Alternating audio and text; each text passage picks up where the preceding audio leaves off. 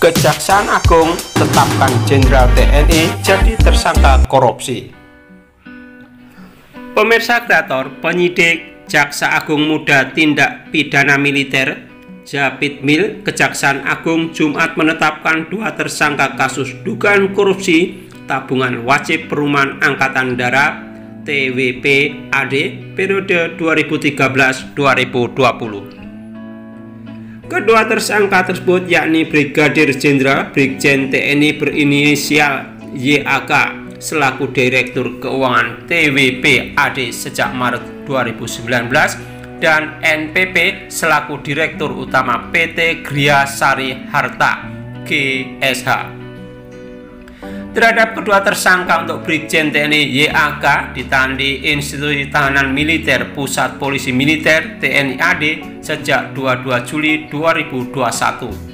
Sampai dengan saat ini, kata Kepala Pusat Penerangan Hukum Kejaksaan Agung Leonard Ebenezer Simanjuntak dalam konferensi pers Jumat yang disaksikan melalui tayangan virtual.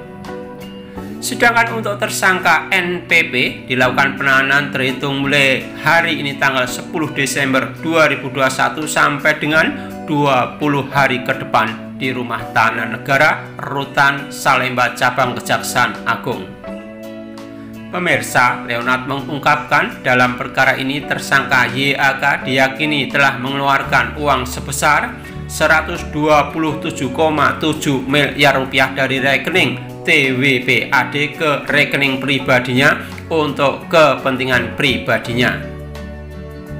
Tersangka YAK mentransfer uang tersebut ke rekening tersangka NPP dengan dalih untuk pengadaan kapling perumahan bagi prajurit TNI, ungkap Leonard. Sementara itu, tersangka NPP diyakini menerima uang transfer dari YAK dan menggunakannya untuk kepentingan pribadi serta korporasi miliknya yaitu PT GSH.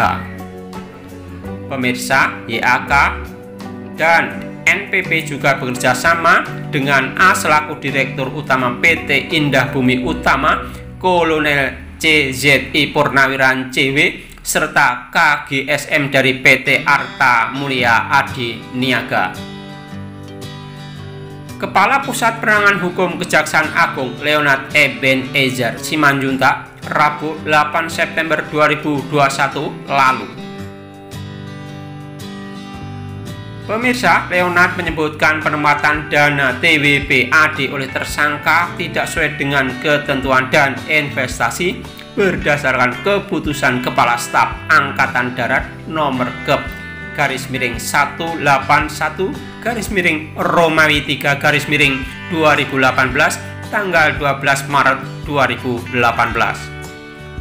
Pemirsa, domain dana TWP-AD kata Leonard disalahgunakan oleh tersangka termasuk domain keuangan negara sehingga dapat menjadi sebuah kerugian keuangan negara karena dana TWP adalah dari gaji prajurit yang dipotong dengan sistem auto debit langsung dari gaji prajurit sebelum diserahkan, sehingga negara terbebani dengan kewajiban mengembalikan uang yang telah disalahgunakan tersebut kepada prajurit.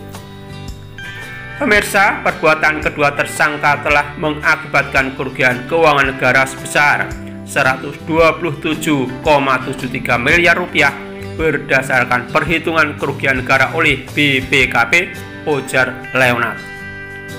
Atas perbuatannya, penyidik Japitmil Kejaksaan Agung menjerat YAK dan NPP dengan pasal 2 ayat 1 junto pasal 3 junto pasal 8 junto pasal 18 Undang-Undang Pemberantasan Tindak Pidana Korupsi.